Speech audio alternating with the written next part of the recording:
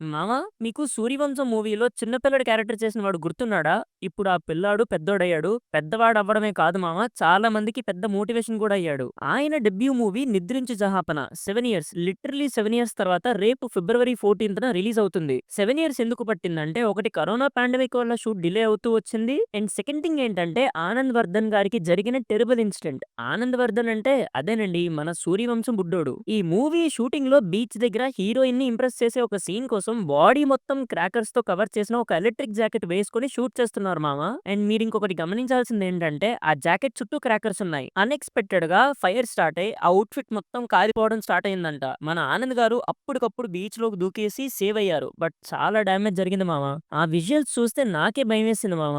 చాలా ఇంటర్నల్‌గా డ్యామేజ్ జరిగింది. సో షూట్ ఆగిపోయింది. బట్ మన ఆనంద్ గారు గివ్ అప్ ఇవ్వలేదు. మళ్ళీ స్లోగా ఎనర్జీ రీగెయిన్ చేసుకొని ఫైట్ చేసి స్ట్రాంగ్ కమ్‌బ్యాక్ ఇచ్చి షూట్ అంతా కంప్లీట్ చేసి రేపు ఫిబ్రవరి 14న అంటే ఆఫ్టర్ 7 ఇయర్స్ 'నిద్రించు జహాపన' మూవీని రిలీజ్ చేస్తున్నారు. అండ్ 'నిద్రించు జహాపన' మూవీకి డైరెక్టర్‌కి చాలా క్రెడిట్ వెళ్తుంది. చిన్న చిన్న ప్రాబ్లమ్స్‌కి గివ్ అప్ ఇద్దాం అనుకునే వాళ్ళు ఆనంద్ వర్ధన్ గారి స్టోరీ విని మోటివేట్ అవ్వాలి మామ.